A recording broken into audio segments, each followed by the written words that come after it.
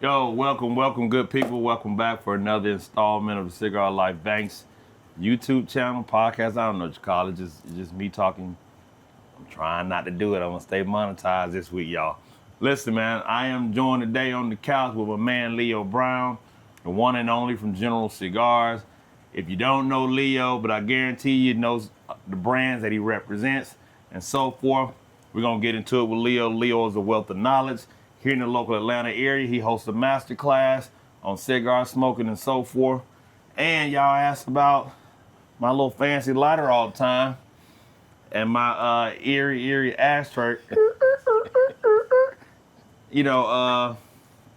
happened to get them, win them at cigar shops and so forth, but they were swag donated by Leo and General, so I won a few things here and there, so yeah, that's where I get it from. So I don't know where to buy it at. Maybe Leo can share that with us, but it's a Macanudo lighter, but it's one of my favorites. It never leaves the house though, right? You'll never see me with it outside. So, and he brought some gifts. We're smoking, what are we smoking on today, Leo? Today, we're smoking on a Macanudo Emissary España. And España. Say it again one time for the people. España. España. It's a torpedo. 6x52? Yes. Or 5x52? 6x52? 6x50. I got it. I'm 53, Leo. The glass is bad. Not the eye, the glass is bad. Okay. Well, first, man, thank you very much for having me on the show, YouTube, podcast, as you say it. Doing very, very well, man. So thank you. Love the people. Thank you guys for supporting him. And let's get the show on the road, man. Absolutely, man. I'm gonna. I see you with the straight cut. I'm gonna probably do a V cut on this one and see how it goes. I'm a straight cut guy. So talk to me about this delicious looking stick we got here. Well, you got a USA broadleaf on the wrapper. You got Nicaraguan binder. You got Nicaraguan filler. Spanish filler, and also a little Colombian. Okay.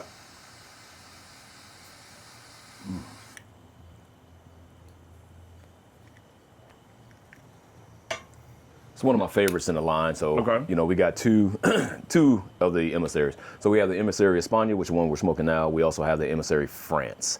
Okay. The France is probably my all-time favorite cigar. Okay.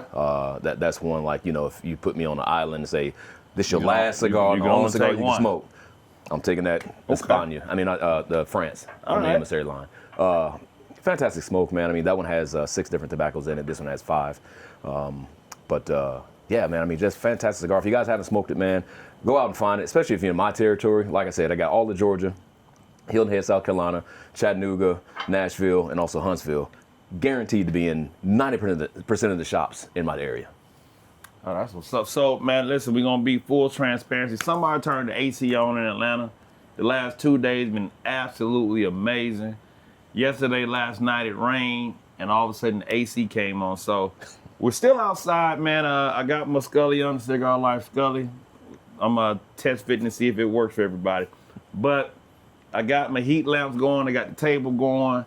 And so forth, and it's probably 60-something degrees out here with all this going. So we feel pretty good out here, but you'll notice the wind is kicking up behind us. So don't mind the curtains moving and all that.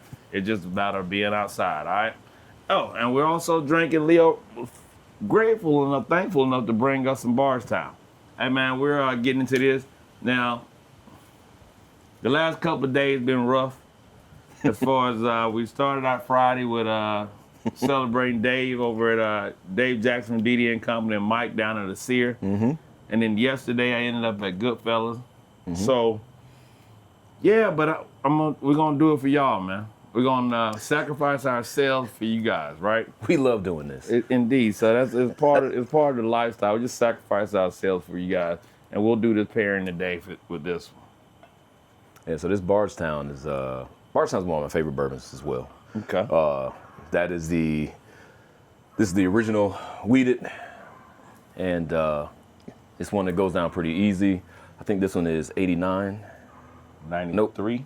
Nope. 106. Oh shit, here we go. I sacrifice myself, y'all. I do it for the people. Yeah, I see this outside. I might need. And only knock on this thing, it doesn't have you don't have a gauge or guide to see how much butane is in here. Right. That's the only knock on it, and I'm probably out. None of the Macanudos do, unfortunately. No, it's never unfortunate. It's just part of the game. But it's pretty to look at, though. Oh, yeah. So I'm going to toast this baby on up and get into it. Now, Leo, how long have you been with General? Before we get into that. Yeah.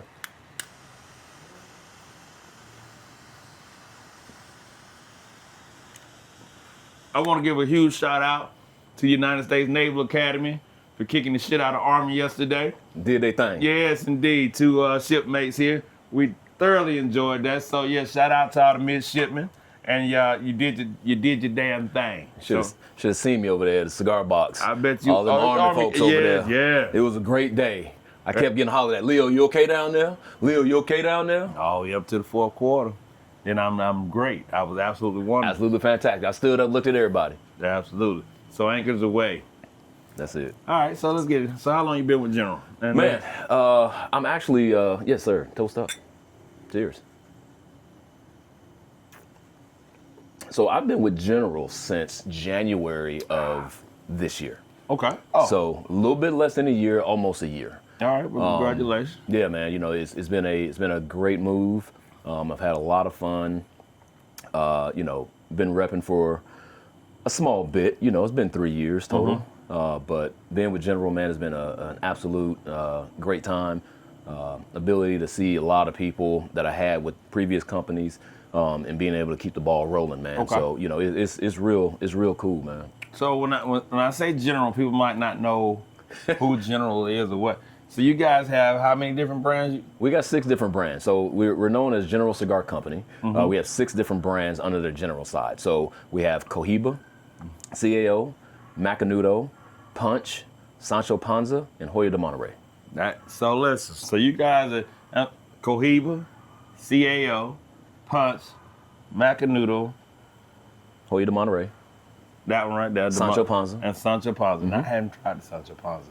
Okay. What sticks do they have? So we got the Extra Cheeto is more known. That's probably one of the biggest out of the brand. Then we also have the Double Maduro. We have the Original, and we also have the Extra Fuerte. Okay. Yeah.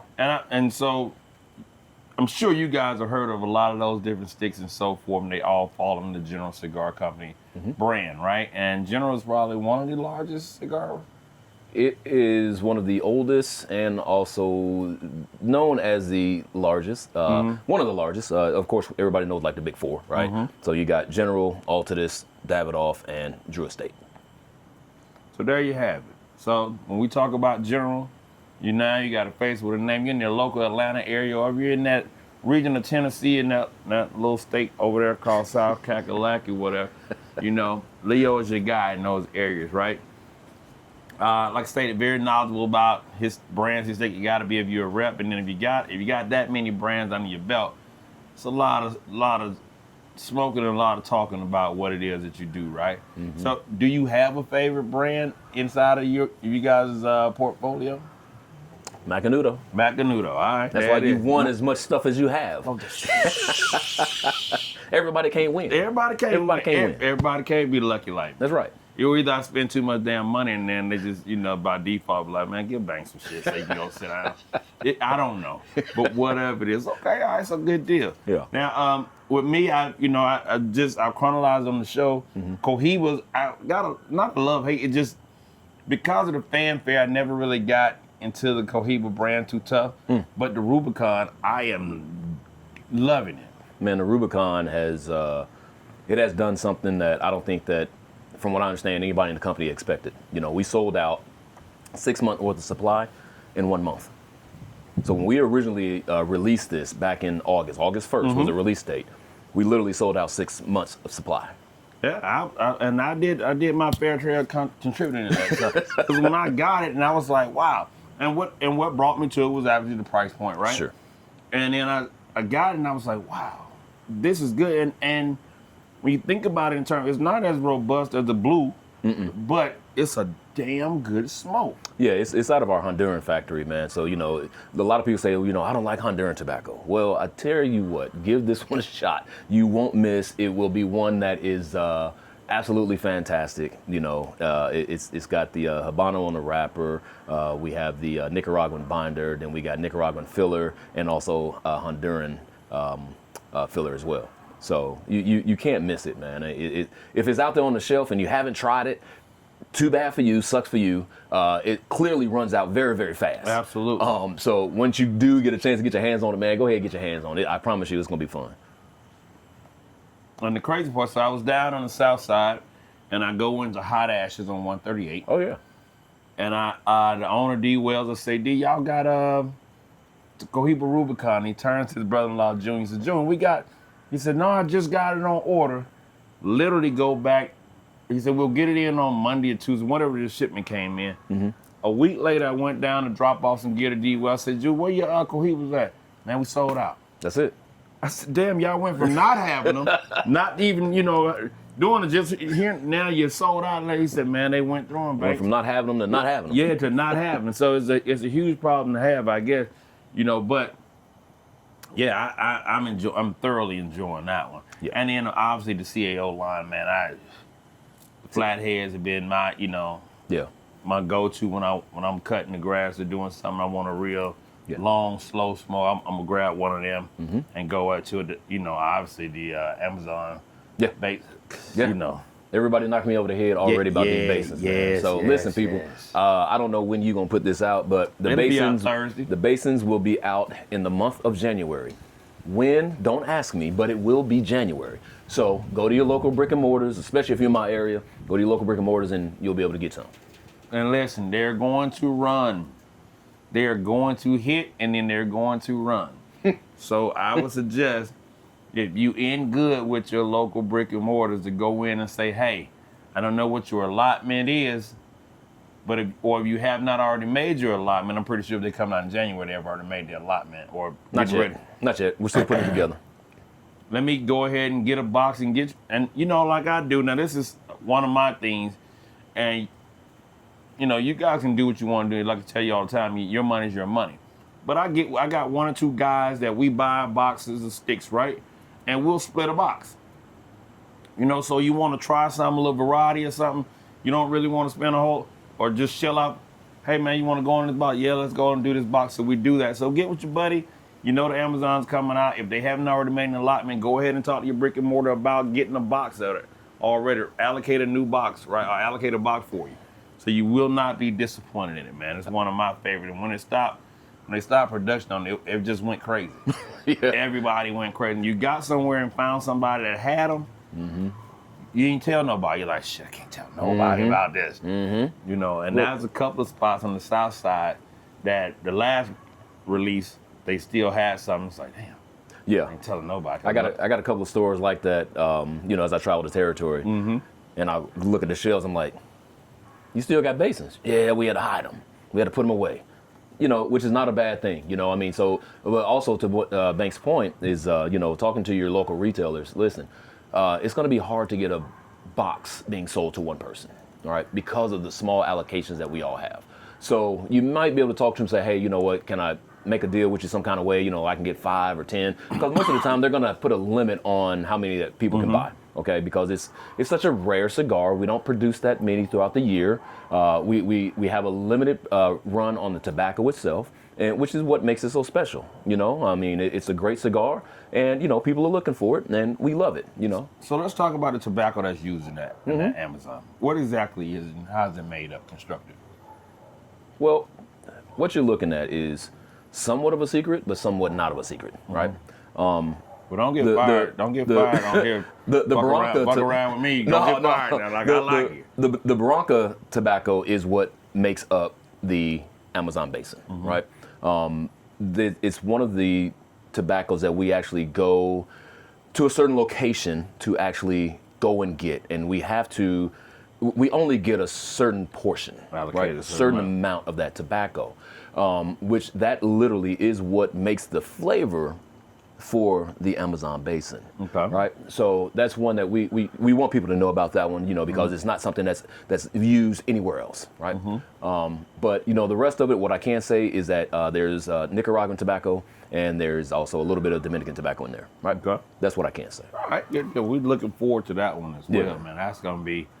Whew. Well, also don't forget is that some people still have the Amazon Basin daggers out there, and that's the little small 4x38s. Okay. And that was released just earlier this year, right? That was released in about July. Yeah. Yep. So that was great little smoke. One of the big things that I did is that I let them age, and I tried a couple like last month, and man, absolutely fantastic. There it is. Yeah. There it is.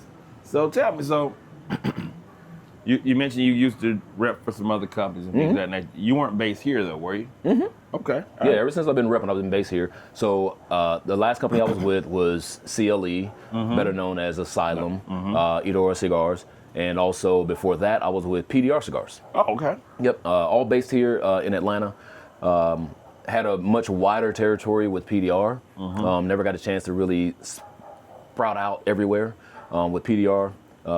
From CLE, had a 5-state territory, and now to 1.5 states. I'm pretty sure you're enjoying that part of it, but you're always on the go. I'm always on the go, man. The reason why we're doing this now, because you just told me I'm going to be in so-and-so on Tuesday. It's like, well, let's go on and get this thing in. So with your travels, and especially like throughout the Southeast, how would you compare the Atlanta cigar scene to like what you see nationally and even in the region? There's nothing like it. There's really nothing like it. I mean, and that goes towards a lot of different things, though. I mean, we have more cigar lounges per capita here in Atlanta than damn near the entire nation. Absolutely. We also have a huge community of cigar smokers here in the Atlanta area. Just the Atlanta area.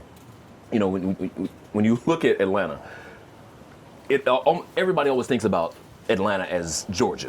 You know what I'm saying? Absolutely. So there's really no Georgia. It's just Atlanta. Yeah, absolutely. So, but even when I go like to South Georgia, people always asking, man, what's the Atlanta scene like? So Atlanta it does hold a huge market for the cigar industry. A lot of companies want to be in the Atlanta market, because of the diversity, because of the amount of cigar lounges, because of the amount of smokers. There's a lot of smokers, because when you go to the West Coast, it's not as many smokers like that, right? A little bit more healthier kind of side of the country. Thought process, yeah. Yeah, then you go, like up to New York, huge following up there, huge community up there as well, but not Atlanta. Even when you go to Chicago, Philly, Texas. Now, Texas has a huge market. Yep.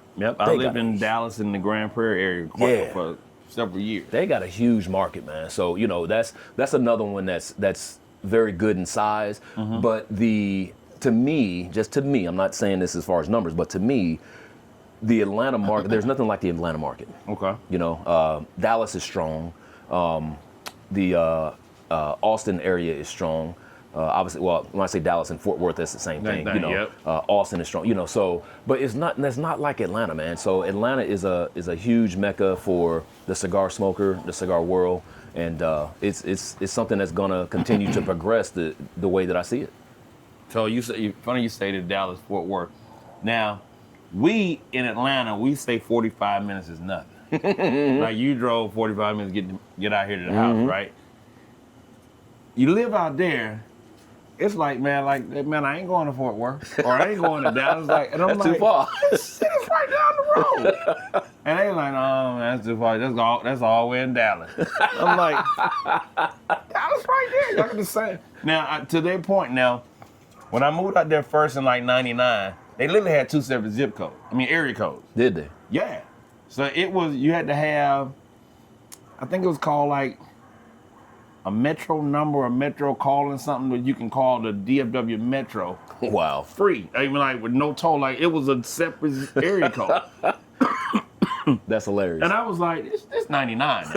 Wow. And I'm like, it was just that crazy. We moved back then, we moved out there in 14, and it had went away, but it was still the same mindset. They won't drive. Like, how we'll drive an hour here in just regular traffic and go to a cigar lounge, Right. then drive back home. Hell, we'll like, go to Chattanooga. Yeah, like hit CI all the time. Like, Yeah. oh, well, let's go up to CI. And that's an hour and 15 hour and 20 minutes, Right. but it's highway driving. Yeah. You got a stick. It's gone. a one stick ride, Right. man. And that's how it's funny because I equate things to how long I can smoke or how many cigars it's gonna take me to get somewhere, right? That's right. So if I'm driving to say the CI, that's a one stick smoke. Right. Right. I'm gonna get up there in one stick. That's it. I mean, I got to go to Nashville. It's Nashville 4 hours. Yeah. I'm guaranteed 2 sticks. Yeah, and that's it. And you're gonna burn them and be like, all right, well, Right. I'll get there. Right. Set the music and keep going. That's it. Now, you mentioned this per capita in the cigar lounge, and I tell people, and I've said it before, like you can literally throw a rock here Yeah. and hit a freaking cigar lounge. Yeah. Like it is, it's your options you have here are open. Unlimited. Yeah. Like you can just, and depending upon what your vibe is, right? That's right. And in certain situations, you'll see the same people, but a lot of times you'll never see the same people because people do different things. Right. And so I like that about being here, you know, and you have the opportunity to go to a sit-down lounge. You just want to sit down, no TVs, just smoke and conversation. Right. Then you have the ability to go somewhere where you got a DJ getting in, or you got a jazz set or so on and so Right. forth. Or you just go somewhere where it's a straight daggone party. Yeah. It's just a party that allows you to smoke cigars. As we were at Friday. Oh my God. Man, shout out to DJ Popo. Listen. Right. Shout out to BT and the Sears Cigar Lounge. Man, listen. A hell of an event was thrown. Yeah.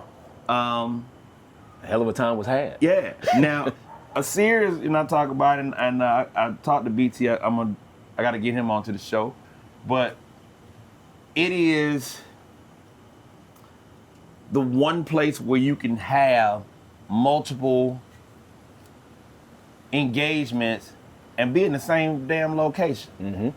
But Friday, I've never seen it where the entire side of one, it was just one big ass party. It was one big party. It's typically it's the DJ going on, you got people over here in the hot top doing their thing. Right. You got people. Friday, it was like one big ass party. Yeah. It reminded me of an old house party. Yes, hey, absolutely. Yeah. And DJ Popo, this young 30-year-old kid, man, I don't know how you know all that old shit. might be the best DJ I've ever seen in my entire 53 years of living. And I've seen Jazzy Jeff at the Palladium in Philly. Okay. I'm telling you, but now I just found out that I think it's either he was influenced by Jazzy or Jazzy mentors him, but this boy bad. No, he bad. He was absolutely bad, man. So Absolutely phenomenal. and I don't know where BT found him at. He bring in the band. Right. He got the DJ. It's like Yeah. whatever his auditioning PC Process is, or is. how he processes and find it. Yeah. Keep on going, BT. Yeah. Keep on going. But that's a huge shout out to one of the managers there. His name is Block. Block really finds a lot of the talent.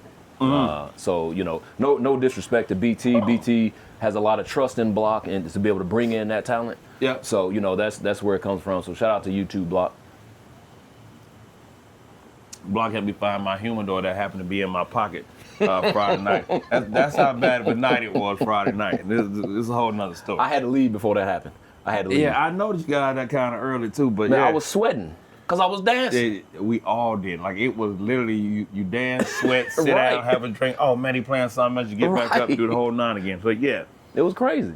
good deal. So with that being said, I think at times I look at the Atlanta market and I say, shit, don't nobody open up another cigar lounge.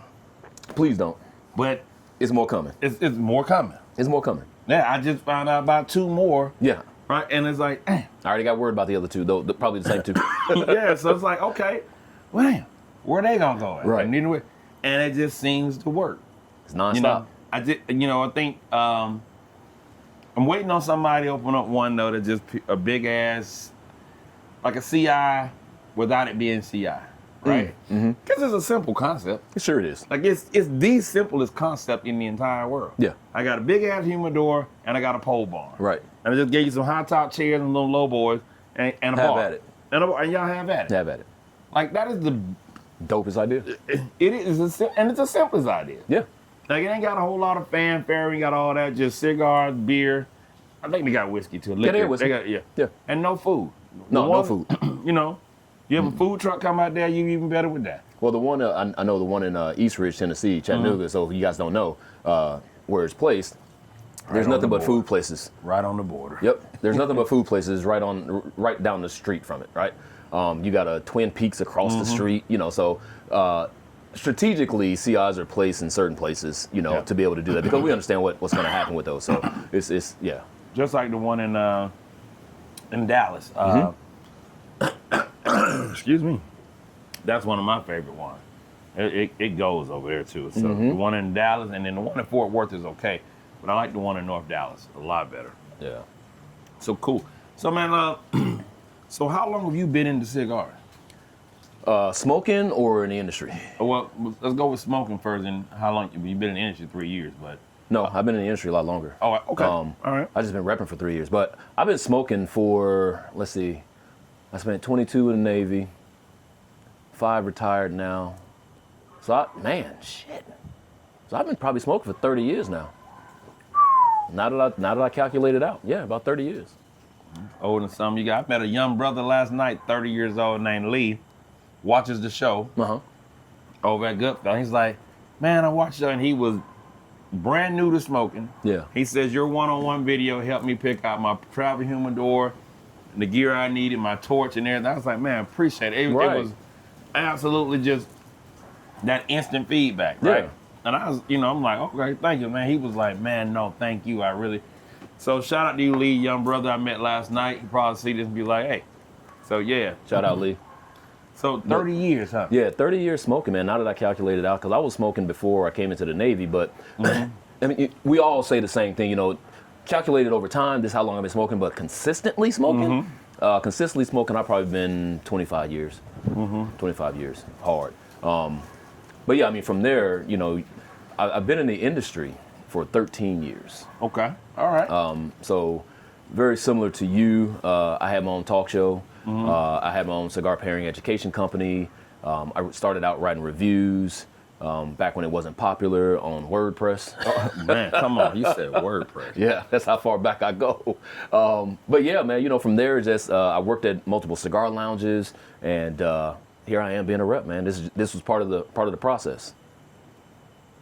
Part of the process. So it's one of those things where I have a goal and I know what I wanted to do, and there's steps to it, right? There's steps to every process, and this is just one of those steps. I still got one more thing to do, and then at that point I'll be ready to call in what it is I wanted to end up doing.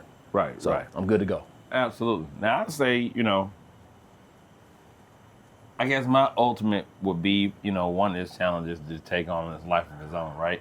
I don't necessarily know that I got a desire to have a shop, because it would be nice, but I think in my way I see my retirement setup, man, I just want to golf every day and talk shit. Right. I don't want to go in no shop. I don't want to have to work. I don't want to have to do it. And I see a lot of the shop owners that I know, they work, man. They in this thing, they working, right?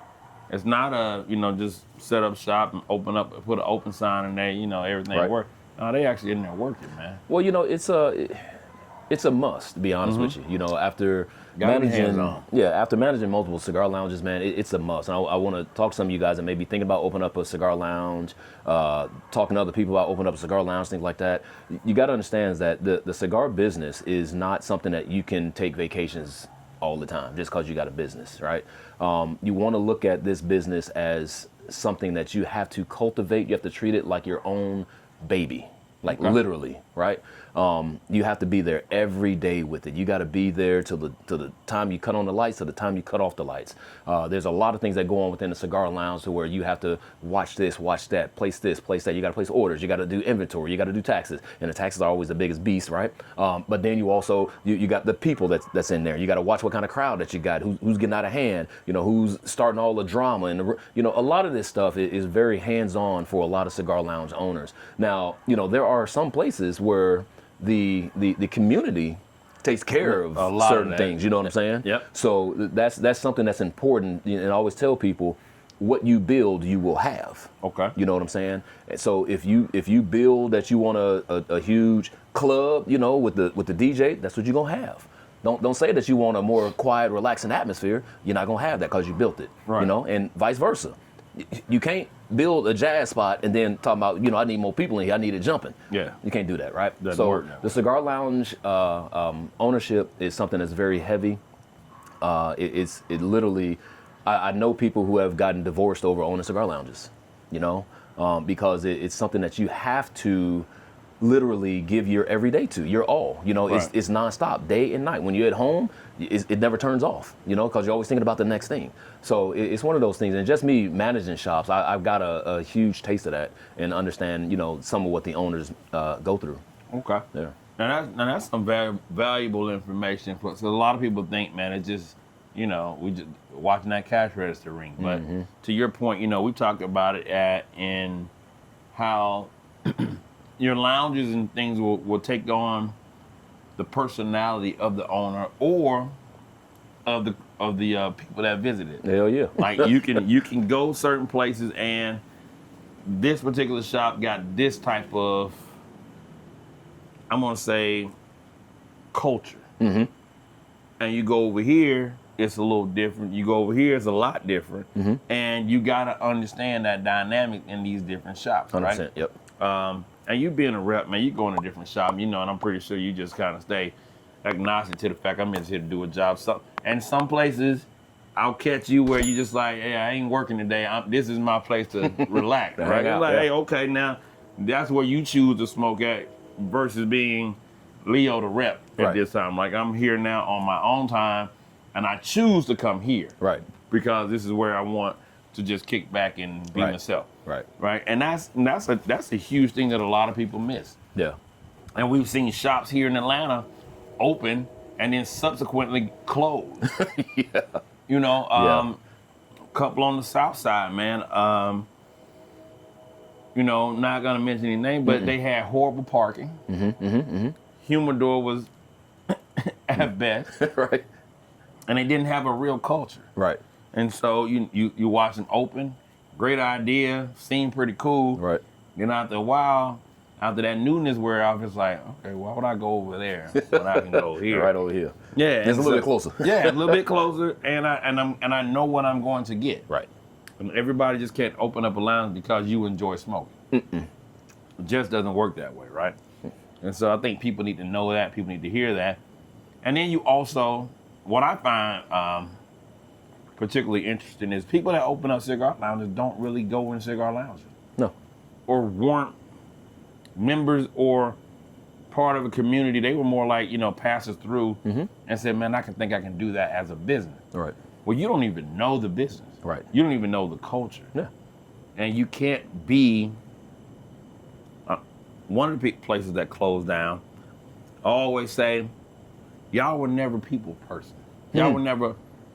So, as a shop owner, I feel that you gotta be personable, and people gotta like you because this is not a business where you're the CEO of Coca-Cola. That's right. And nobody ever sees you. Right. But they like your product. Right. As in this thing here, as an owner, I think people gotta know that I can say, "Hey, Dave, how you doing?" Blah blah. Hey man, da da da. Whatever the case may be. Right. And if you don't have that, man, that thing will drop. It will soon drop. Well, one of the things, to your point, right? There are plenty of lounge owners in the area that don't visit the other shops, right? And I don't think that that's right. Even me being a rep, I will sit, even when I go out of town and you've seen me in town, even if I'm working or not working, I'm sitting and I'm talking to the people. I'm engaging with the people, you know? That's part of how you get a little bit further on in trying to own a cigar lounge, man. The other part of it is that the owners, they don't really frequent enough. They may go once, maybe twice, right? But you got to frequent a little bit. If you got some downtime and you want to smoke a cigar and you don't normally go over to this area, going on over there, holler at the people, get to know some of the other people. You're not worried about stealing customers. You're not doing that. Now if you do that, then you're going to be shunned for the rest of your business. Anybody, you don't have to do nobody that. does This that, right? What this drives. is the community right here, Yeah. right? But the thing is that people may not know about your shop. You know, they might say, "Oh, I heard about it, but I've never been." So now I got a reason to go. Now I've sat down and talked to the owner, and now me going on over here, right? Absolutely. So and there's some of the lounge owners that actually do that, and they do a very good job of it. You know, they don't necessarily hit all of them, but they hit enough of them. You know, and I appreciate that as a rep, because I've walked in and seen them at another place. I'm like, "Oh, good to see you." Yep. You know, so that's a good thing. And I've spoken on before, like, you got so many shops on, like I said, you'll go somewhere and you'll see 2-3 other shop owners at another shop, just sitting around, shooting the breeze, talking, enjoying the smoke, and so on and so forth. Yeah. That's what this community brings, and I think that's the best part about it. But when you as an owner, and I say to you, well, man, you know so-and-so, so-and-so, no, I ain't never met them. What about them? No, I ain't never. How is it that you don't know them? Right. You know, my guy from West Side Cigars was at a Sear. He didn't know Dave and Angel. Okay. Hey, go. This is Damon. You know, and that's how I think it's imperative that I do that, because it is one big community. And the more people you know, it may be something that we have to come together about, tax reform, right? That's right. And you got people in line to say, hey man, these excise taxes on cigars is getting out of control. That's right. What can we do about it? Well, Right. let's put together something, let's hit these lounges up, these bars up, and let's find us a lobbyist. It might just be from a Georgia standpoint, but it may need to put some, because we can all benefit behind it. That's Georgia has some of the highest cigar taxes tobacco taxes in the state, in the country, which is crazy. I say it's probably about middle of the road. That's too damn high regardless. When you can go down, and you can go right across the border down into Florida, And pay or zero. or across the street to Alabama. Listen, shout out to whomever decided to put the CI in East Ridge, Tennessee. It is literally like, here's Georgia, my neighbor across the street is Tennessee, and we're gonna put CI right there. Well, that would be General STG. Yeah. So there you go. Yeah. Listen, man, it's a brilliant strategy. Yeah. Like, we're just gonna get everybody to come from Georgia. We're an hour and so north of Atlanta, they'll drive. And guess what? We right across the street, we got Tennessee taxes and not these Georgia taxes. Right. This shit's brilliant, man. It's literally across the border. Literally, welcome to Tennessee, get all it. CI. Yeah, it's like, damn. Hey, man, brilliant. I said, damn, they couldn't have got any better than that shit. And CIs are awesome, man. We take a lot of flack behind that. With CI being part of Scandinavian Tobacco Group, STG, as I was saying earlier. But it's one of those things is where, I was telling some of the lounge owners up in Chattanooga. Okay. They were hot. They were livid. They were pissed. I'm sorry. Can we cuss? Yeah. Okay. So I was like, yo. We cuss.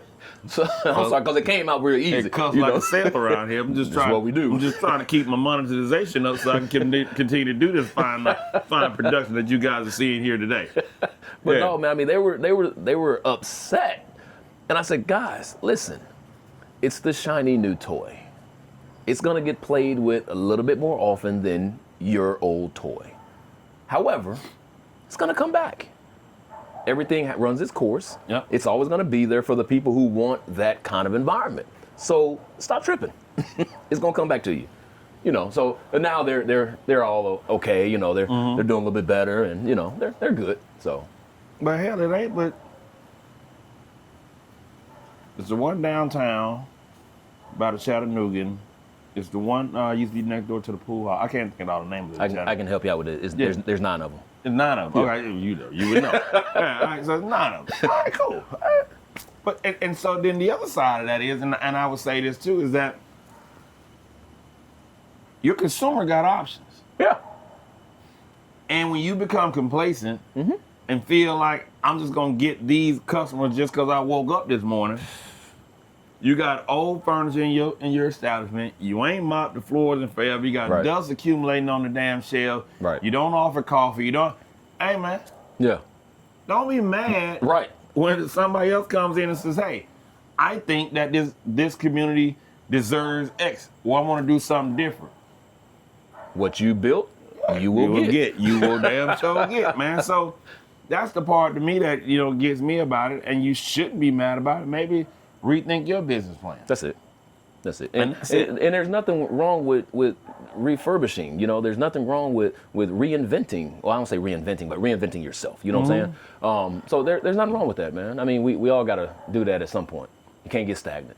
I call it pivoting. That's it. You got to pivot. Yeah. You know, and that's the thing about it. When you look at it, you say, okay, well, damn. If a CI comes in my neighborhood, do you shut your doors? No, you just say, okay, hey, this is what I got to do. I'm going to change how I look at stuff. I'm going to move a little differently now. And that's what I'm going to do.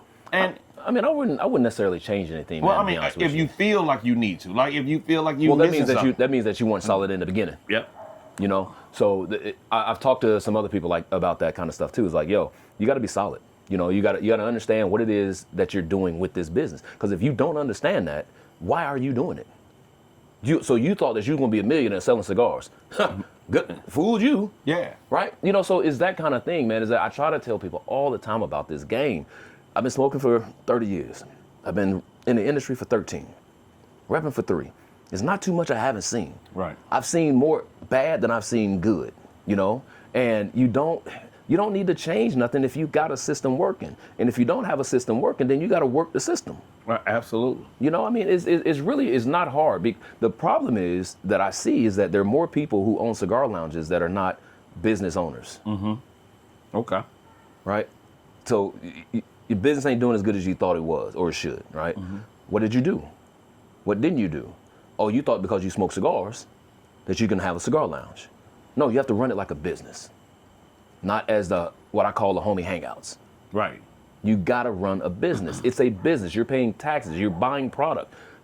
Stop with the bullshit and run your business. Run your business. Run and be present in your business. And be responsible for it. I tell my clients this all the time. I ask, what is your why? Mm-hmm. I say to my agency, what is your why? Mm-hmm. Like, why are you doing what it is you do? Mm-hmm. Now, if you want to build a homie hangout, as you say, you'll get the homie hangout. Yeah. But the homie hangout ain't going to keep these lights on, ain't going to keep that humidor full. Nope. So that part right there, you got to understand. Mm-hmm. Now, if you want to run it like a business, you got to track inventory. You got to, and I will say this. Every cigar lounge that I've been to where they've had problems, they're doing this and doing that, is because they don't keep track of inventory. Inventory is the monster that nobody wants to talk about. And then second on that list is humidification. When you start talking to the clients about it and they go in there and every stick they cut, and I don't care if I cut the cap perfectly, it's still unraveled. Mm-hmm. It's busting. As soon as I put heat to it, it busts. Hey, you will kill your own business. Yeah, you will. And that's the part that, you know, and then third on that list is the people. The people. If you go into a shop and the crowd that hangs out in that shop is directly or different, completely different than the owner, that's the owner's fault. Now, when I say different, I mean different in a bad way, right? Mm-hmm. Where the owner can't, I won't say deliver an experience that all customers will be happy to come into your lounge. Because we do understand there's a culture in lounges, but lounges should be accessible and also welcoming to all people that smoke. Sure. Yeah. And it should be, right? Now, I remember before Dave them took over and bought DD, mm-hmm. I would walk in there and it's like the scene in 48 Hours, Eddie Murphy open the door, right, and they go, and the music stopped. Right. I was like, oh. I'm in the wrong place. In the wrong place. Let me just grab a couple sticks out of this humidor and I'm about. Right. Right? Yep. And since they've taken over, they may have lost a few, but I don't think it meant their original customer. They got them still there. Sure. But now it's inclusive of everybody. Everybody. You know, and that's a sign of a good lounge to me, right? Right. If you don't have that, so, you know, one, inventory killer, two, humidification in the culture that you're allowed to have in your lounge, right, in your shop, can be lounge killer. And I'm gonna add one more thing to mm-hmm. it is the ventilation. Well, he did it. I ain't do it, y'all. Leo did it. I'll do it. Leo did it. I'll do it. And talked about it. I'll say it all day. So now we're gonna talk about it. Listen. Since you brought it up, we're gonna talk about it. We know women who smoke cigars. Yes. We know women who don't want that smoke smell in their hair. Well, I know men who don't want that shit on us all like that either. Me either. Now listen, telltale signs of a bad ventilation system in your shop. That's a whole show on its own. By itself. When seasoned smokers start taking their glasses off and going, right. Or when they stand up like, I gotta go get some air. Yeah. Or if you walk into a spot and you go to the humidor and back out. And the moment you get in your car, you like, oh, I smoke. Right. I ain't smoked nothing. Ain't smoked a damn thing. Also, when you walk in and it look like the marina. And you can't see into the backside of it. Hey man, you got a ventilation problem. You got a ventilation problem. And opening up doors don't fix it all. Listen, it's called a draft. You got to create a draft. You got to get it going. And if you just open up one door, you ain't got nothing moving in the air, it ain't working for you. Listen, you got to have some exhaust up in there too. Yeah. You know, I mean, listen, as a rep, I hate walking into a place, doing business for 45 minutes and walking out, and I haven't even smoked, and I smell like smoke. It's ridiculous, right? Now, we have to understand we are smoking cigars, right? You're gonna get that smell on you. The residuals gonna get a little bit of it. The one thing I can't do is that I can't be in a place like that and then talk about go having dinner. I got to go to the house. I got to shower and get right again. That's the one thing I don't want to do. You know, so ventilation is one of the most important pieces I talk to people about all the time when I talk to cigar lounges. They're like, you know, Leo, what can I do about ventilation? Leo, if I want to open up, what's the first thing I need to do? Ventilation. So, you know, ventilation is very, very important in my personal opinion. And it's not just any ventilation. You got to know your square footage of your place, That's right? correct. And you got to know what the capacity of it can be and what it can hold. And then you got to get it properly constructed that way. You got to get your ventilation by actual HVAC tech that specializes in cigar smoke to build this thing out, right? And that was key what you said there. It can be a small place, it can be a large place, you know, but you got to get it done properly. And if you do it properly, it makes all the difference. It's gonna work. I mean, you'll have everything that you expected out of a cigar lounge. You'll have the people, you'll have the money, everything just works just off of ventilation. And there are a lot of shops around here now with some sucky ass ventilation. Horrible ventilation, you know. But that's just one of the processes, man. You know, I always tell people say, you know, Leo, if I want to open up a cigar lounge, you know, what's the most important things that I need? First thing I say is ventilation, and the next thing I say is customer service. Customer service is invaluable, man. You know, when I worked in cigar lounges and all the people that work with me, one of the biggest things that I always taught is that when that person hits that door, say hello. But not when they open it, right? There's a certain thing that I always wanted everybody to do. When you hit that door, when a customer hits that door and that door closes, say hello, right? Okay. Because if that door is still open, there's a lot of road noise. Okay. Right. So they may or may not hear you. Okay. So it's very important just off the bat, you know, have good customer service, have the people that are going to be there that's going to say, hey, you know, how can I take care of this customer? I always wanted every one of my customers to feel exclusive. Right. When I worked out, I knew out of my consistent customers, my regulars, right, I knew what they wanted to drink, what kind of smoke that they liked. Right. That's just part of it. You know, they feel like I am their best friend. And that's what you want because that has repeat business. And that's what it's all about, man. So customer service, ventilation, and like you said, humidification, inventory. Yeah. Okay. That does it all. I don't want, you know, that ventilation is a touchy subject. It ain't touchy. A lot of they say, oh, because you know when your shit sucks. It ain't touchy. You know, but Right. but owners know when they shit sucks. Don't be mad. They know. They know. Listen, if you want to be mad because somebody talk about your ventilation, that means you better fix your ventilation. That means you should address the ventilation issue. You should address the elephant in the room. Right. So that's something that I think a lot of people refuse to do. So and you talked about, you know, your clothes and women that do it. Women are some of our biggest probably one of the fastest growing demographics of cigar smokers out there, right? Yeah. And you know, I tell, you know, the ladies I encounter, like, put a dryer sheet in your hair, right? Sure. And that will help you with, you know, remove the smell in the morning, things of that nature. But more importantly, I like for women. Now, I'm going to say this and it's going to sound crazy. I don't want a woman that smokes a cigarette. I mean, either. Don't feel bad. But you smoke a cigar, I can rock with you. Yeah, we can rock with you. Like I you know, some eerily sexy about a woman smoking a cigar. Yeah, not a cigarette, because you got all them chemicals and everything on but you. I can enjoy a woman that smokes a cigar, right? Oh, I love a woman that smokes a cigar. And so that's you know, something that I find that a lot of shop owners are kind of missing out on. It's almost like when you start to recognize it, then you realize how much money you left on the table. Oh, 100%. And I use the strip clubs as an analogy. Back when I was a young sailor, but even before that, man, so I guess that's what I'm saying now. But I was 15, 16 years old, man.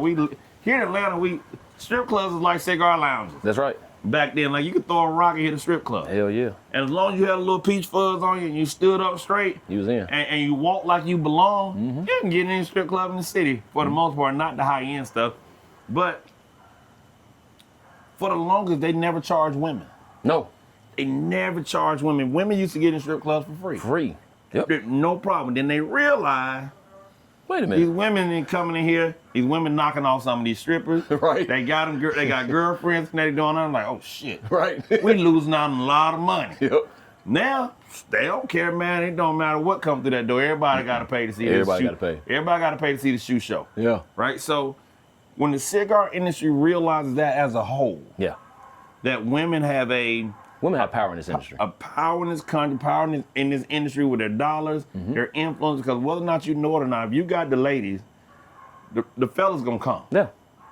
They'll be there. You done doubled your money right there. Yeah. So if you can find a way to, create a culture or create a vibe that is inclusive of women, I gotta do a ladies in the cigar industry. Ladies at a leaf. Ladies at a leaf. Sisters at a leaf. We got so many female owners here or in the industry, man. In the industry right here in Atlanta. So that might be my next one, right? So we can find a way to do that. You'll watch this thing blow up, man. Listen, one of the biggest things that I did, man, as managing the cigar lounges is that I cultivated a ladies' night. And I would do it once a month. And I did it in San Diego. I did it here in Atlanta. Ladies' nights win. One of the biggest things that I did is that I always try to use or have ladies who were reps or owners or whatever come in and actually do the ladies' night for the ladies. I removed myself out of it. Absolutely. Right? Because I wanted the ladies to have the attention. I wanted the ladies to get everything that they needed. Because there's enough of us, talking about men, who want to tell the ladies what to do. Right. And sometimes we miss. We're not the greatest, but they feel more open to talking to another woman. Absolutely. Right? So that's one of the biggest things that I did, man. And it seemed to catch the way that I did. I'm glad that it did. Not saying that anybody else is doing it any worse, but to our point is that, when you can capture the ladies in the right way, you win. You double your money. I truly agree with capturing the ladies in the right way.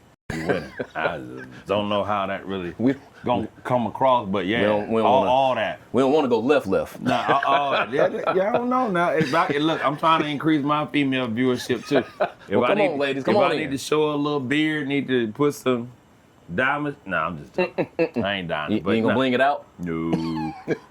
No. So when this thing finally goes all gray, I guess I'll be sexy then. Oh. I'm gonna audition for the what's them brothers' name? I ain't know. Chippendales? Nah, the little dudes with the gray beards and shit. I can't name. I don't know. Yeah, whatever. But I'm letting mine gray up. It's just gonna do what it do. Yeah, I want mine to be all gray. So cool, man. I'm enjoying this stick, man. Good. It's not as overpowering as I thought it would be. It's a medium body stick, and definitely medium body.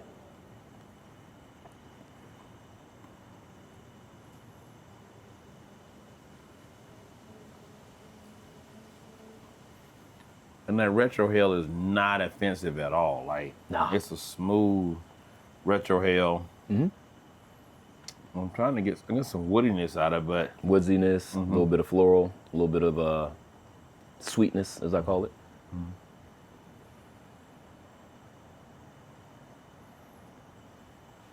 And that's the one thing I try to talk to a lot of people about is understanding your palate. Right. Right. You may say that you're a heavier smoker, full body smoker, things like that. There are no real true full body, full strength cigars on the market, not anymore. So understand your palate means, I hear a lot of people say, I can't smoke Connecticut. Why can't you smoke Connecticut? Well, it tastes like paper. It's airy. It's grassy. It's gonna depend on what cigar that you smoke, just like your full body smokes, right? So I always try to get people to smoke with some of our Connecticut's. Right. And once I start understanding what kind of palate that you have, now I can say, okay, let me get you this Macanudo White. Okay. Right? Macanudo White is probably one of the most non-offensive cigars that are Connecticut, to me, on the market. One of, right? Not the, but one of. My man Matt Booth, with our sister company Forge, with Room 101, he has a fantastic, fantastic that Los Stados, Deluxe, the Connecticut. Yes. Phenomenal cigar, man. Yeah. Phenomenal cigar. I love it. He's a jarhead too, but we'll let him slide. We'll let him have that. We'll let him slide. Yeah, we'll let him slide. But understand Connecticut's tobacco, right? It's not just the wrapper. You got to look at what the filler in the binder is. Why do you smoke mild body cigars? Some people always ask, like, Leo, what do you like to smoke? I'm really more of a medium smoker. Okay. Right? Because I like flavor. Right. I don't like strength. I don't need strength to say, oh yeah, I get it. Yeah. You know what I'm saying? Because look, I drink a wheated bourbon. Wheated bourbon is very soft. It gives you a lot of flavor, right? Okay. I like to be. I compare it to this. When you go to a steakhouse, how do you get your steak, right? Most people don't get it well done all the way through, right? At most, you may do a medium well, but most people do like a medium rare, right? So why do you do that? Well, I get more flavor out of it. Think about the same thing with your cigars. You want some flavor out of it. You don't want to just be sitting there smoking charcoal. Right. Or something that's a headbanger. Right. And you can't necessarily enjoy your day. No. Like it's still rather early here. Yeah. And that's a good cigar to start the day out, my first one of the day. I'll probably do 2-3 more today. Glad I did not offend thee. Because by this evening, this late game with the Packers, I will be, and the hell with the Packers. I hope they lose. I don't know why, this NFC North thing is such a thing for y'all, but, the Packers got a good thing going. So do the Bears. Y'all are doing, I'm about to pull it up now. If y'all don't know, I got my TV outside, and I got to figure out. Bears up 14-0. Oh, they up 14-0? Yeah. I got game day on right now, but I can find. The race this year in football is crazy. But there's no clear cut. I don't think like a clear cut team that's just absolutely dominant. I think this might be the one year you're gonna say there's a lot of parity in the league. Oh yeah. I mean, hell, when you look at Seattle, the Rams, Indianapolis, they bring back old ass Phillip Rivers. And I have no idea why they want to get him killed on national TV. He got a beer belly, dog. They want to be responsible for death? He got a beer belly. Like, I don't know why that would even be a thing that somebody would do, man. But he coaches his son's football league. In high school football. He coaches high school football. Yeah. Right. I get all that.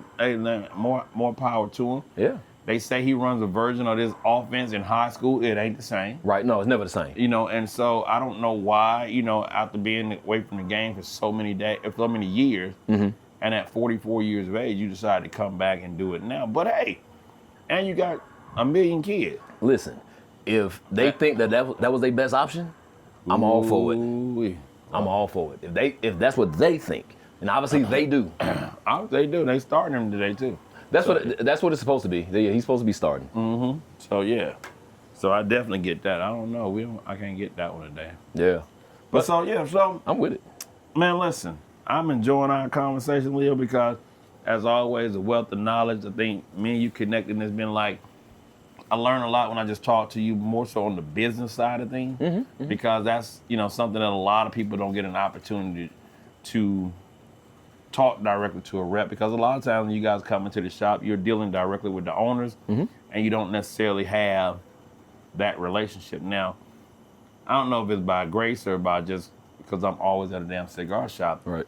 I meet a lot of damn reps. Yeah. A lot of them, man. Like, a million of them. And so it's easy for me to talk to them and talk shop to them because they're like, okay, well, Banks, you know, this is what we're doing, this is why we're doing, blah, blah, blah. Mm-hmm. A lot of people don't get that. Well, you know, a lot of people don't want that. You know what they want? Mm-hmm. A fucking cigar. You know what I'm saying? And no disrespect to any of the customers out there, you know, but you got to understand when you're dealing with a rep, man, I mean, we're not supposed to even give cigars away. To a customer. No, it's a law. We cannot give cigars away. I love it. Right? So, and I know, you know, I don't know who's going to watch your show, but, you know, to the DEA, ATF, and, you know, all the other three-letter people. I ain't got none of them on my channel. They might be watching. I don't know. I'm something like a radical. You never know with AI today. I'm something like a radical. You know, but, you know, you guys have to understand is that there is literally a law. It's on paper is that we cannot give samples away. Right? I mean, we have to share the samples with the owners, right, for them to understand what's going on with the cigar, but not as a customer, right? Whenever we do have giveaways, this is because you have purchased something, right? Right. We're doing an event. Right. So that goes along with the perks of having an event at the location. Okay, so let's talk about that because a lot of times people get that confused too, right? Sure. So when you guys do events, say at a local shop, mm-hmm.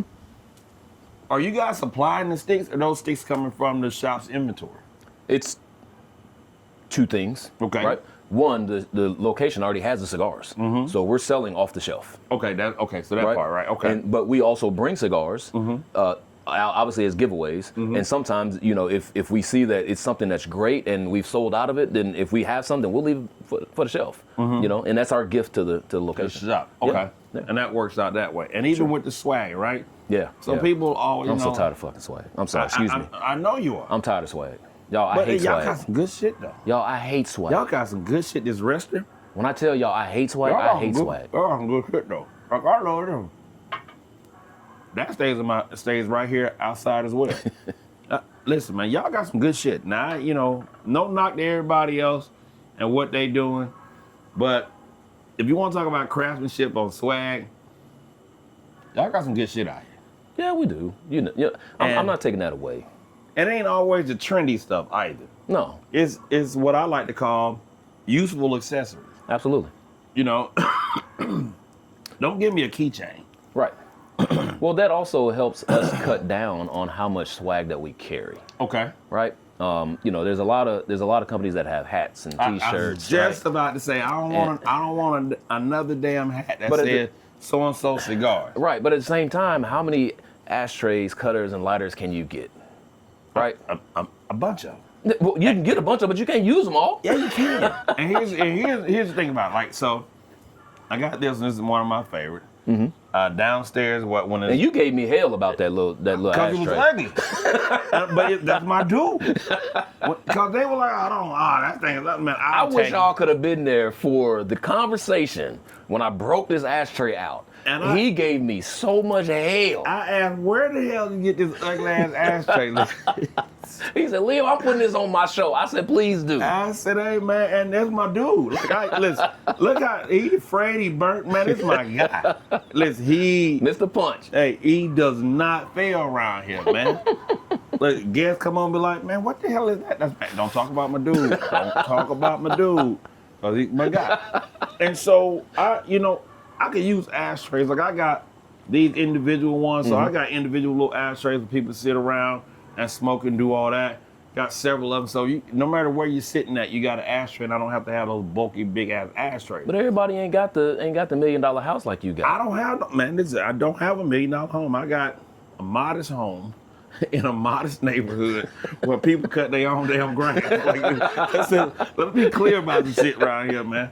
We don't have all that, but it's nice, and my area, this is my sanctuary. Right, sure. Like when I'm home, man, and 95% of the time I did a show on building your space out, right? Mm-hmm. So, because we're in Atlanta, and everybody that got a brunch space got a faux green wall. Right. I got my fake ass green wall. I got my heaters out here. You taking selfies? Man, I don't do the selfies out here. Now listen, I promise you this is no lie now. I almost pulled the trigger on a thing that said something like Cigars or something, them neon lights. Yeah. I almost put that shit. I said, man, this is gonna be my selfie wall. Shit you not. I was this close to doing. I say, man, you better not do that shit. You better not do that shit. But I almost did it, man. So yeah. So this is like my little sanctuary to come out here and relax. Long day at work, long week at work. Out. Even when I come back from being out hanging out with you guys at night, and I'm driven all the way back, and I got a stick that's still a halfway finished, I'm gonna come out here and finish my stick. Yeah. And it is where I gather my thoughts and everything and just kind of reflect on whatever I got to do. Of course. And, you know, shit is nice. I like it. And when it's not so cold and the wind blowing these big-ass curtains, I open up. It's almost like I'm at a resort. So I just look back there and look at the deer running around the backyard. So, yeah. So, but, yeah, and I believe that you build what you feel like is your relaxation. And once I'm done with downstairs, I got a lawnmower room downstairs. Now, I got an extra room downstairs that I store the lawnmower in, but I'm going to gut that room out and then make my own cigar lounge. In case some of y'all are watching who have your own show and stuff like that, I'm not the guy to talk to. I will pull some things out of you. So I am doing that. So that's going to be the build out, probably second quarter 26 is build that whole area out. So it's going to be my very own Cigar Life Cigar Lounge downstairs. It's more like a shotgun area where I'm taking the bedroom and that lawnmower room and combining it, and it comes right out to the patio underneath. Right. So it has that natural ventilation. I'll put the ventilation. We're gonna talk about this ventilation thing. I got the exterior walls, put the exhaust fans and all that. Plus I got 2 French doors that I can open up. Okay. So it's going to be my own Sanctuary. man cave at the house. Right. So I'll have that year-round smoking lounge. I can probably fit comfortably 10 people. That is dope. 10, yeah. So yeah. That's dope. So yeah, that's the idea, right? Cigars are decompression. I don't like when I can't decompress with my cigar. I like to be able to chill. I like to be able to be in a cigar lounge where I ain't got to scream at the person sitting next to me. Well, I think that's the. Well, I did. You know, we did. I think it was like week number 2 with Dave, and then we talked about the difference of the different lounges. Sure. And there's certain benefits of all of it. Of course. Depending on what your mood. What you want. Yeah. And I ain't mad if people want the boom boom, the hibbity bop, right? But just know that for me, Leo ain't gonna be there. Yeah. You're not gonna catch Leo not there. every day. You might not catch Leo there at all. Now, it's hard. Sometimes it you know, like Friday You've seen night, me a few times. Yeah, but like Friday night was one of those things where you just like, hey, listen. And I was damn glad I was at the new age house party because it went down. Yeah. But every day you're not with that. Now to that thing, like some nights he'll have a jazz band or a cover band. Sure. And you could groove out to the different tunes, and then you can go somewhere like a Didi and you can sit back by the fire pit out back and just have conversation. We literally, during COVID, when they were reduced down to grab and go, man, we would sit on the group chat and maybe somewhere around 10:30, 11 o'clock at night, everybody brings some wood out to the fire pit. All right. And literally our lawn chairs, and we're in COVID, so you just mandatory 6 foot difference. And we was smoking and drinking. Right. Cigars cure COVID. Right. So, I'm gonna tell you that right so now. does bourbon. Yeah. So we would sit out there, man, and because everybody was shut in the house, man, we would sit out there and drink and smoke and talk shit. Till the sun come up. 6 o'clock in the morning. Yeah. It's the Well, crazy. nobody going nowhere. And you know, my wife at the time was like, what are you? Yeah, we just sitting out here. Decompressing. There's 6, 7, 8 guys out here. We got 3, 4 bottles out there. We got the boom box going. Right. We dumping wood on the fire pit. And we are literally outside having the best time of our damn life. That's it. That's it. All over that, man. Cigars and liquor. And you cigars and liquor is a hell of a combination. As my daddy would say, I'm gonna fix me another nip. Oh, go ahead and nip You on. don't know about that, man. Oh, I don't know nothing about that. You don't know nothing about that. I ain't that old yet. See, you from Chicago. Whoa. Slow down now. Slow down. Hold on. We ain't Us finna. Southerners, we know about this nip. We ain't finna dog Chicago. Not at all. Some of my favorite people from Chicago. Hell yeah, you sitting right next to one. Yes, So. absolutely. But some of my favorite people from Chicago. No, my family background is South. Okay. Montgomery. All right. Yeah. So you know about Top Flight in Montgomery? Listen, man. So as a young sailor, I had a guy on our boat named Alonzo Fuller. Okay. Alonzo Fuller was a man of very few words. Okay. Wouldn't know Alonzo Fuller was kind of like he was probably about $170, Right. about 6 feet tall, but we called him Big Lonzo. Big Lonzo. But we didn't start calling him Big Lonzo until we went back to Montgomery. Mm-hmm. He invited us all to his home to come back to Montgomery, and we ended up going out to the flight. Mm-hmm. Well, Big Lonzo set it out for us. Oh. And his brother said, listen, man. It was from that moment on, we started calling this 5'10", 6 foot tall, lanky, frail of a man, Right. Big Lonzo. Big Lonzo. Oh man, Big Lonzo gave us. Hey, boy, we had a hell of a time with Big Lonzo. Listen, man, that sailor life is an amazing thing, and I tell people, know. Not to knock any other branch of the armed services, but being a sailor, man, it's something different. It's different. It's different. And you can't understand it unless you are. yeah, and I tell people this because people say, well, y'all got to be on that boat and this and that, but Yeah. that boat really didn't seem that damn. And I was on a frigate. Oh yeah, yeah. It didn't seem that small. No. And like we did everything that you thought about, and as kids, 18, 19 years old, traveling the world. Man. But more importantly, I was the only gyro tech on my boat. So at 19 years old, I get to this boat, and I'm in charge of a $5 million piece of equipment. That's right. You want to talk about responsibility? Mm-hmm. Hey man, real quick, you grow up. Real quick. You grow up, and when you got to do your PMS and you got to do all that Yeah, stuff, man. and you walk around, you red tag and shit, and you want to listen. It takes you from your mama telling you to take out the garbage Yeah. to everybody. If you don't do your job, It affects everybody. And then you go and you get the 4's ASM qualified, you get your ESWAS qualified. Listen, when you get all that, you're like, well, shit. You got responsibility. Right. And the guy behind you, if you the nose man on this goddamn fire hole, the guy behind you, they're responsible for you. Yeah. And so when you think about it, that level of responsibility changed my life. Yeah. Yeah. Because I left Atlanta, man, and as a young knucklehead, beat a charge at 18 years old that would have probably sent me to jail for 20 years. Mm-hmm.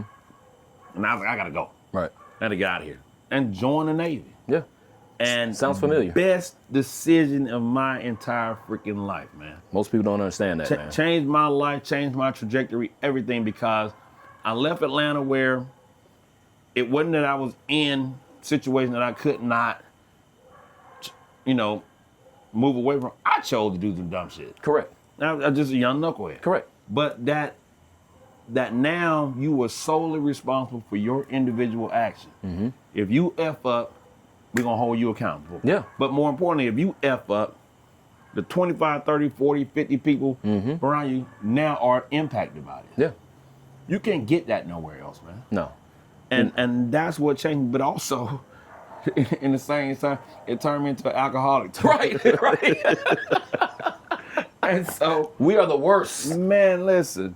You ain't never seen nobody. Now, the Navy is so. Now, this is what ass backwards about it. You can be on this boat. You pull into a port, and if you're in this foreign country where the legal drinking age is 18. You can drink. Right. And MWR will have kegs of beer waiting on the pier for you as you got off the boat. Yep. So now you go and you drink as much as you like before you go out in town in this foreign country. Before you go in town. And do what you want to do. Mm-hmm. Now, here's the problem. Get into an alcohol-related incident out in town. International. And they're going to put your ass in the DAP program, the Drug and Alcohol Prevention Program. Right. So you can fix your drinking problem. Well, motherfucker, y'all gave me the beer to start out with no governing, nobody governing how much I drink. Drink two. Nothing. Drink as much as you want. Nothing. Man, look. And it's like, come on. And as you get older, you're like, they were literally setting motherfuckers up for failure. They were setting you up for failure. They making you alcoholics. Hey, man, it was like, come on, man. And then want to say that you got a drinking problem. No. Y'all providing this stuff. And see, the problem is, I tell people all the time, they always poke fun at us being sailors and everything. You know, y'all are alcoholics. Listen, let me tell you something. You lock 200-300 men and women up on a ship for 3 months, pull into a port and unleash them. What you think gonna happen? What do you feel like is going to happen? What do you think in your right mind? And here's the other thing. Say you single. Right. You live on the boat. So you done stacked 3 months worth of paychecks. Hey man. Let me get all this. I'm gonna show you how to ball. Right. I'm about to show you how to ball. Let me get all this. Hey man. Them checks used to go so fast, man. Boy, hey. Cause that was me. And you 21, single, in the Navy, ain't got nowhere to spend no money. What you think finna happen? I tell the boys, like, come on, man, I got it. Listen, you go down to the dispersing clerk and get your check. Man, listen, man, so we old now. This is what direct deposit. We old. They cut you a paper check, man. Listen, you go around, man, listen, I'm going to deposit this thing. Or then they start doing direct deposit when I get, listen. Yep. Your money was sold, and you just like, whoa. Yeah. Man, I'm rich. Yeah, I got it. And all I did was sit on the boat for 3 months to go on where I got to go. I ain't spent a dime. Not one dime. Man, the 1st and the 15 roll around. You go down to dispersing, get your check.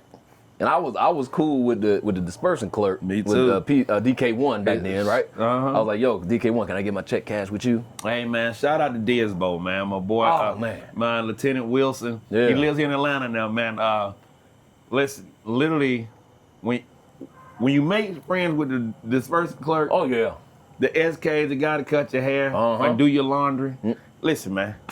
Once you figure out the system, like being in prison, right? You gotta figure out the system. Once you figure out the system, man, your life is easy, man. I can drop some laundry off down there and be like, hey, I need you to do that. But man, listen, if you're gonna do that, I need you to put on this album for the shipboard system while I'm doing laundry. Right. Man, no problem. I got you. Like, man, why are we listening to Jodeci again? Don't worry about it. Don't worry, somebody requested somebody need it. Well, here we go. Hey, man, so that was, so the military, and I'm sure like all branches have those tales or the stories about how they matured or what works for them. But we just have a shared story with the Navy, man, and it saved my life. I tell people that all the time, man. Yeah. So I'm proudly served and recommending for anybody, man, that just may not, you may not know what you want to do at 18 years old. Right. Listen, man, join the military now. Not everybody. Get a job. Right. Don't go as an undesignated striker. Wait a minute, hold on, man. It's just rough. It's rough coming out of that pool. That rough. Hold on, man. I'm just saying. I put out some of the best people. This? Yeah. What were you, bosun mate? The bosun mate. I came in on Dez. See, here was my problem. Here was my problem. I came in on Dez, right? Because I wanted to go to Buds. Okay.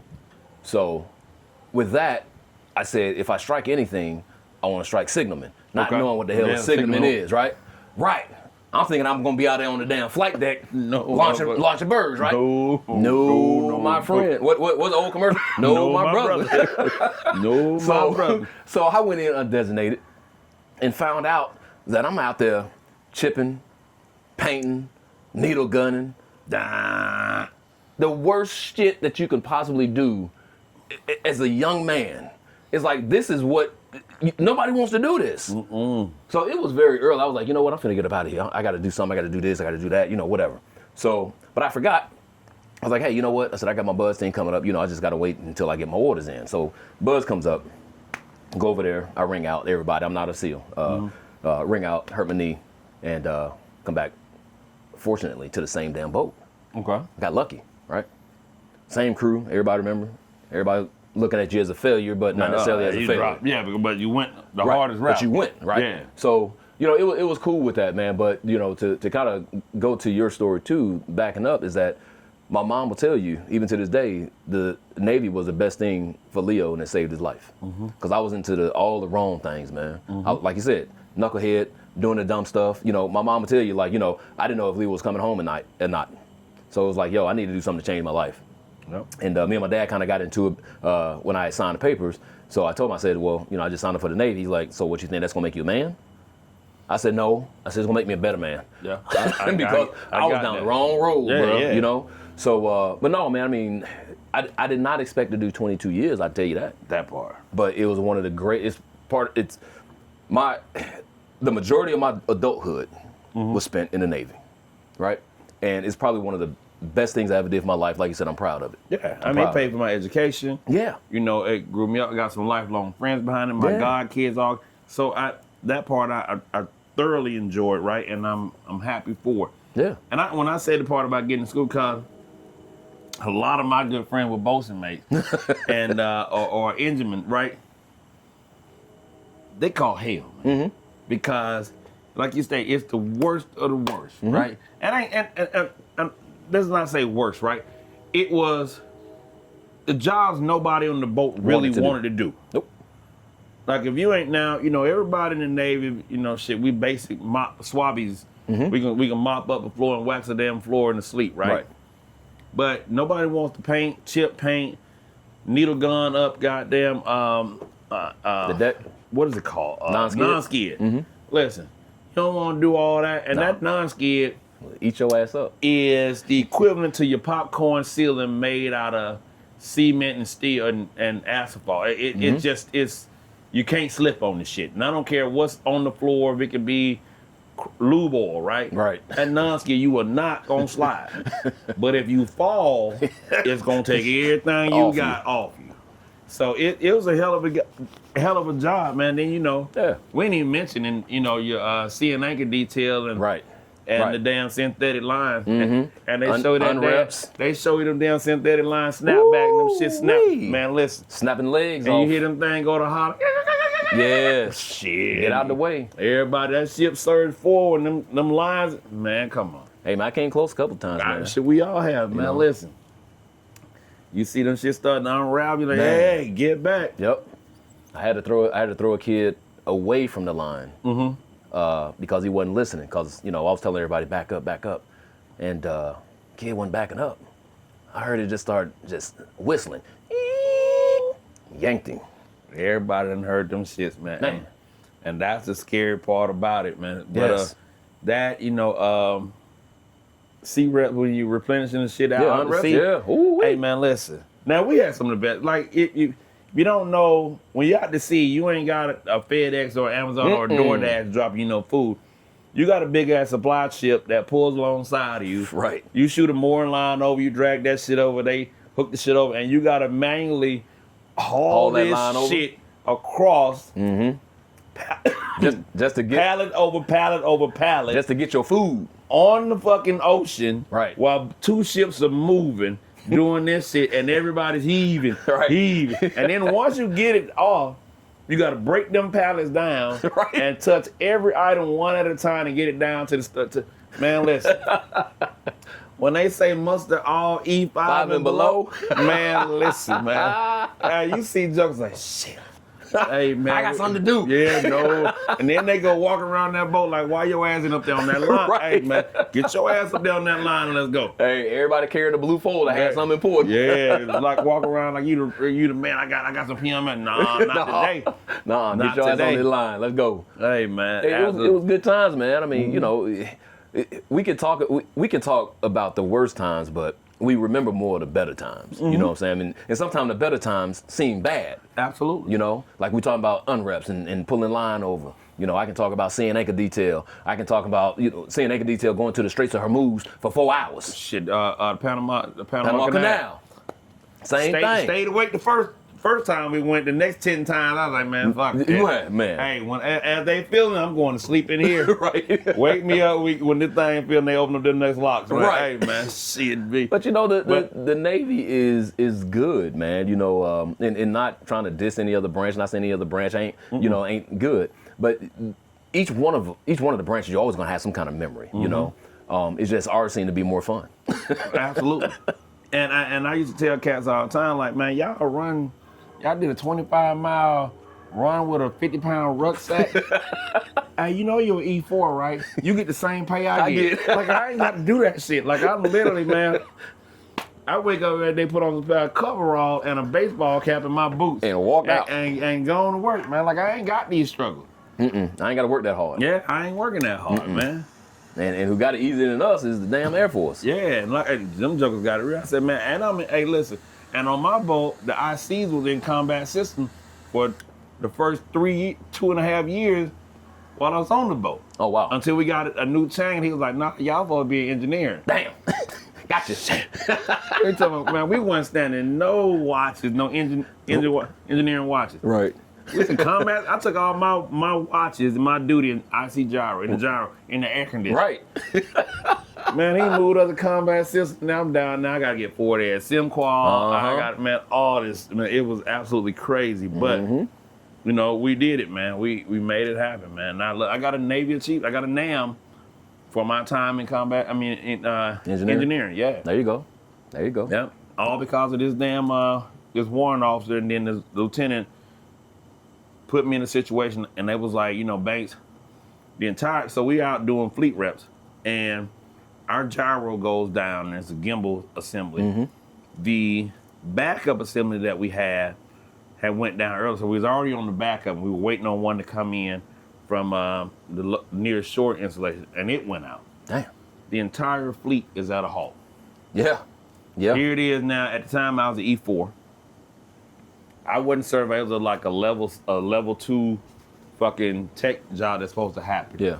To replace this, I get on a phone call with a guy on the carrier, and he says, well, you got to be able to do this, and this, and you got to, you know, do it perfectly. You got to unsolder these. But he said, you think you know? I said, yeah, I can do it. Because if I didn't do it, they wanted to helo his ass over. Right.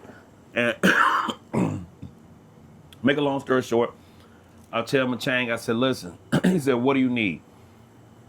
I said, I need my guy Sanders, who's one of my best friends, and I don't want nobody, including my chief, to come through that door. All right.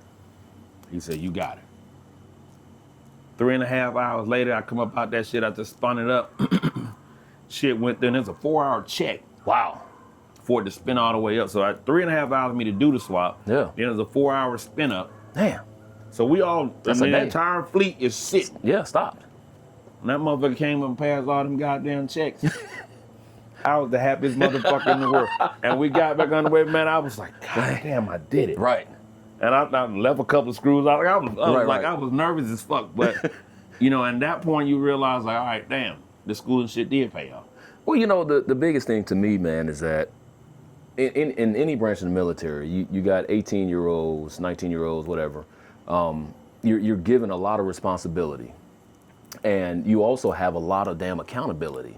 And that accountability is everybody that's on your ship, everybody that's in your platoon, battalion, whatever. Because like you just said, if this don't work, everything's at a halt. Everything. You know what I'm saying? So there's a lot of responsibility put on you in the military that, you know, a lot of what we call civilians just don't understand. Yeah. You know? So that's why I tell people, like, that's the reason that we're stronger.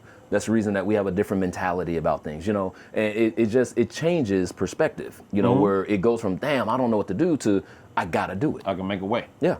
I can make a way. You know? And that's the way I've kind of approached everything in life since then. Like, man, Right. you know, if I could do this, Right. there ain't shit that you can't throw in front of me that I cannot do. do. Right. Right. And even with starting the line. Hey, man, I saw a need, I saw a niche. I'm gonna go out there and I'm gonna do that. Well, listen, man, I done had you down here, man. We are an hour and 30 minutes into this conversation. I'm gonna break this into two parts, probably, man. This gonna get us through the holiday. See, last week I told y'all, I was like, hey, man, I don't know if I'm gonna take a break. Leo just got me over this hump. Gave me an hour and 30 minutes worth of content of us just smoking and talking. And as you notice, man, I still got a lot to go. This is a good burning stick, man. I've relit it twice because I'm running my mouth, obviously, but I'm enjoying it. I got a good smoke burn ring on it. On my second drink here, might do a third, I don't know. Trying to figure out, the Falcons don't play today, so we won Thursday, so I ain't got nothing to do really. Nope. But sit around there. Well, if you don't mind, brother, I'm gonna stay here and finish at least watching to the third quarter of my Bears game. We're gonna figure it out. Yeah, I gotta figure out how to get it because I don't see it in none of the channels there. So I'm gonna figure it out. But we're gonna let y'all go. Red zone good. And we'll see y'all next week, or maybe it'll be a continuation of this video. And then I'll see y'all in the new year. Well, I'll see y'all around Christmas, I guess, man. And then I had a user talk about the live. So I got to figure out how to do the YouTube live. And if we can do the YouTube live, I'll get that out and set a date and time. We'll all smoke a stick, have a libation, and then just kind of do a question and answer session. Maybe I can get Leo to jump onto the live as well. And then, you know, you guys got questions that you might want to ask a rep about certain things, right? Wealth of Knowledge, like I stated, he does a cigar master class. Mm-hmm. I ain't that damn fluent to go to no master class. More of those will be coming in 26, so be on the lookout for those. If you guys do have any questions for me, I'm on Instagram at gcc_leo.b, and on Facebook you can find me under Leo Brown. If you guys want to throw some questions out there, I got no problem with it, man. I'm always available for you to answer questions. It's one of the biggest things I love to do. That's the reason I like doing interviews like this with Banks. I like talking about what it is that I love, and I love cigars, and I'm here for you. Let me know. Appreciate you, brother. So if you're in the Atlanta area, obviously, you know, if your favorite lounge carrier in the sticks that he told you about from the brand, Leo services those guys, right? Mm-hmm. If you're in Tennessee, and that's Chattanooga, Nashville. Mm-hmm. If your lounge has that, talk to your lounge about doing something with General and see if they can do something. Leo will come up and he can do these on-site master classes, man. Mm-hmm. If you haven't had one, been to one, man, you don't know what you're missing. And if you're in that little state over there called South Kakalaki, over there, he got y'all too. So if y'all watching from South Kakalaki, man, and your lounge carrier General Cigars, ask them about booking a cutting light, cutting smoke, whatever it is, and do a master class with Leo, man. You will. There is something that you don't know, or you probably know you don't know it yet, right? He'll touch bases with all that, and as you know, he knows bourbons too. He knows his whiskeys. Quite now, I don't know if that's a testament that he's just a student of fine libation or he's a drunk. We'll figure it out. We talked about it. We talked about thank you to the United States Navy for setting us on this current path we're on. Booyah. That part right there. So good people, man. We'll talk to y'all later. Hey, man. Oh, last thing. Somebody asked me about the Christmas Grinch shirt with the 2 in the pink. Not pastries. I'm sorry. See, I almost killed myself. The pastries. I got them. They're online. CigarLifeCL.com. You ask, you shall receive. They're there. By the time this show airs, though, you probably can't get it by Christmas, but you can still wear it up and through the new year and be festive about it. It's the Grinch. He likes pastries too. I'm just saying. CigarLifeCL.com is the website. CigarLifeCL on Instagram, Facebook, and on TikTok. You can follow us there, man. Again, 16,000 subscribers. Y'all kick ass, man. We started this thing in August, man, with one video. And now we at 16,000 subscribers. Who knows what 2026 is going to bring, man. So I greatly appreciate you guys. And again, take care, love, and happy holidays. It's your boy, Cigar Life Banks. My man, Leo Brown. 2 Navy guys, 2 shipmates just smoking and drinking. Doing what the hell we do. Enjoying life. Live your best cigar life. We'll talk to you later. Bye.